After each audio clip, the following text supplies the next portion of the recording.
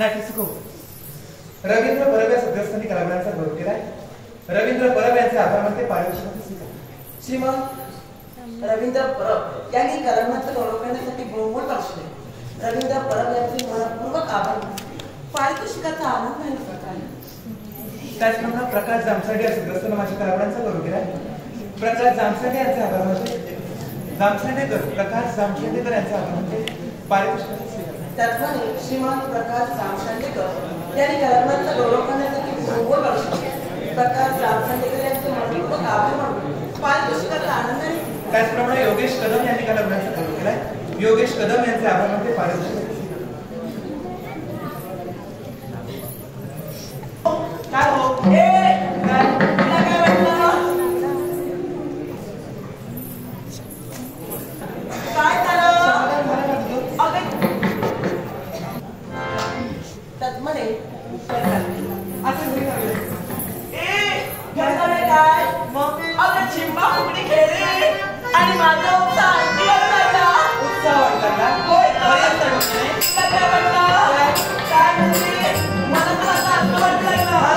हो म्हणजे माझी परीक्षा बघतेस काय म्हणजे आजच्या घरी फार काही तुला पाहणार आहे. हो रे हो दे.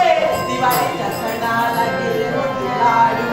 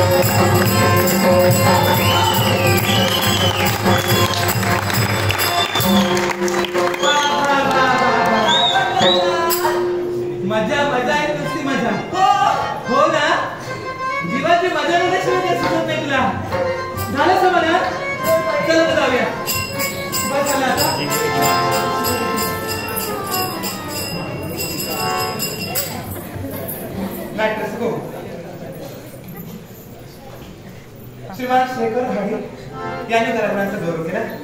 शेखर घाडी यांचे आभार मानते पारितोषिक स्वीकार होते. त्याचप्रमाणे राजनी कुलकर्णी हिने आमची उत्कृष्ट संगीत साथ या तिन्ही कलाकारांच्या कलाकारांचा गौरव करून बहुमूल्य 200 रुपयांचे स्पॉन्सर आहे. राजनी कुलकर्णी यांचे मनपूर्वक आभार मानते पारितोषिकाचा आदरपूर्वक स्वीकार होते. तर आता काय करायचं? जायचं की काय झालं? एवढं काय काम केलं? काय काम केलं? नको सांगायचे. काय तुला माहितीये काल राम मंदिरामध्ये कीर्तनाचा मोठा कार्यक्रम झाला होता. अगं हो, आपल्या गावाच्या राम मंदिरात मोठा कार्यक्रम आहे. पण तू त्या कार्यक्रमाला कुठे मला दिसली नाही ग. घरातल्या कामांपुढे कुठे कीर्तनाला नाही. घरात काय कामं पुष्कळ असतात. घरात काम करते. सध्याचे दिवस कसले मसाला करायचा होता. आणि तू मसाला केला. मग काय आईला मदत केली. मी गेले होते. तू गेले होते? वा वा वा, खूप चांगला बोध केला असशील ना. काय? नाही मला कीर्तन ऐकून सुधारशील जरा. काय म्हणायचंय? नाही तशी बिघडली नाहीस तू, पण थोडी भर पडेल सुधारणे. मग काय झालं? कीर्तनाला मी गेले म्हणजे त्याला कारण काय? माझं आई बाबा ग. अगं मला तसं कीर्तनात रस नाही. हो, त्याची आवड सुद्धा नाही. तुला कशात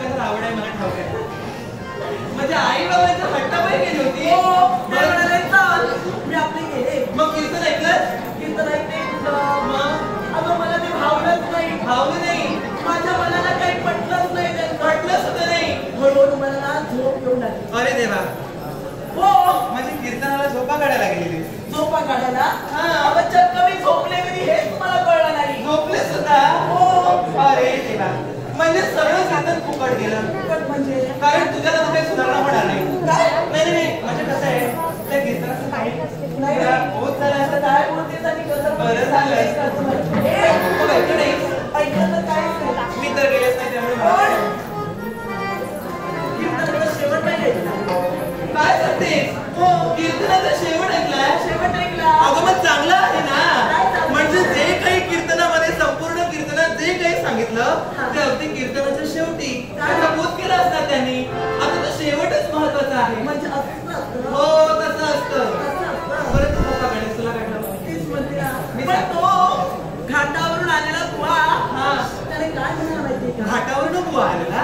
होय तर काय म्हणाला? अगं सुप्रसिद्ध बुवा होता. सुप्रसिद्ध बुवा म्हणजे कीर्तन चांगलं असणार काय? आणि त्यापेक्षा त्याने बोध केलं तर त्याच्यापेक्षा चांगलं. ते मला काही कळलंच नाही. काय पण मला तुला सांगायचं नाही का माहितीये? काय? शेवटच्या वेळी ते काय म्हणाला? काय म्हणाला? स्त्री चारित्रापेक्षा पुरुषांचं चारित्र शतपटीने काय? असं म्हणाला. काय? स्त्रियांच्या चारित्र्यापेक्षा पुरुषांचं चारित्र शतपटीने श्रेष्ठ. काय म्हणाले?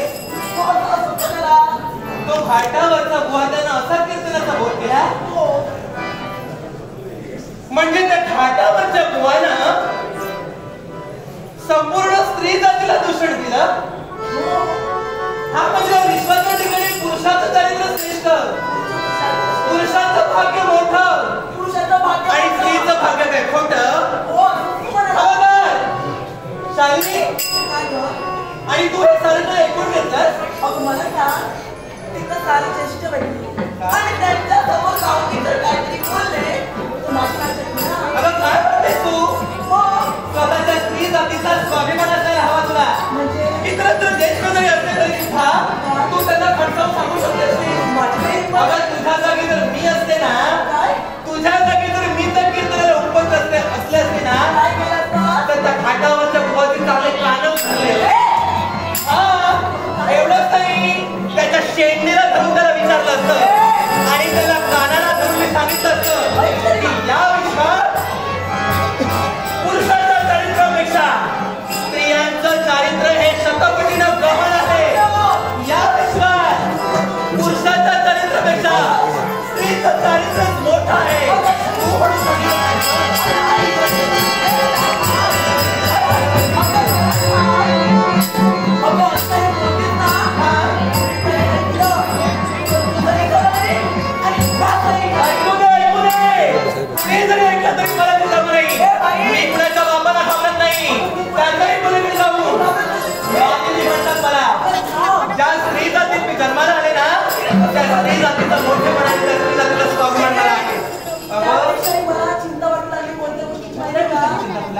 या राज्याच्या ठिकाणी वेषांतर करून राजाची माणसं मिळत आहेत. अरे बापरे.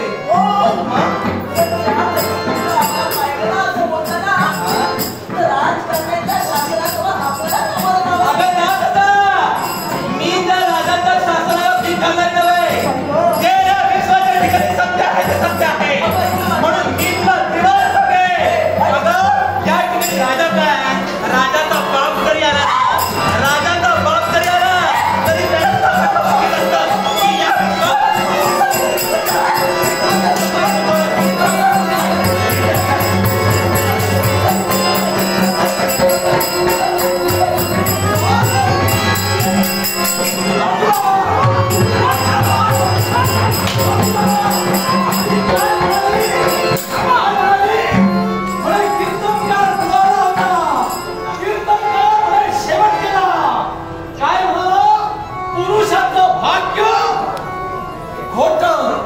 आणि स्त्रीचं चारित्र्य मोठं.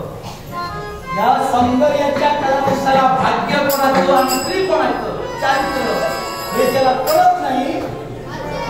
त्याने कधी मान उंच करून सांगू नये. मोर नाचताना फार सुंदर दिसतो, त्याची कला पाहून सर्वजण टाळ्याही वाजवतात.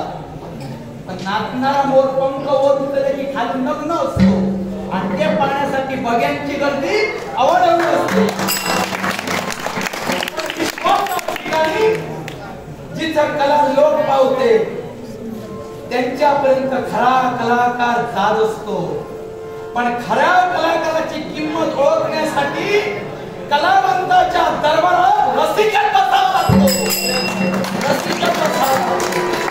कारण मुठाच्या बाजारात कारवंत सुद्धा द्राक्षाच्या भावाने विकली जातात. द्राक्षांना रडू नये, कारण खऱ्याचा प्रचार करावा लागत नाही. सोने सोनं असतं, पण ही खोटी सोनं आहे. हे खोटं नाणं. पुरुषाचं भाग्य खोटं आणि स्त्रीचं चरित्र मोठं म्हणे. तुझी ताकद शेतन करण्यासाठी मी तुझ्या मागावर येणार नाही. जाता जाता काय म्हणाले? शब्दाला आवर घात. राजाचे शिपाई अवती भवती राज्यात फेर भटका मारतात. पण राजाचा भाव काय म्हणाली? राजाचा भाव बदलला नाही. तरी त्याच्या शेतीला धरून शतवेळा ओरडून सांगे, कर्तव्य पुरुषाचं भाग्य खोटं.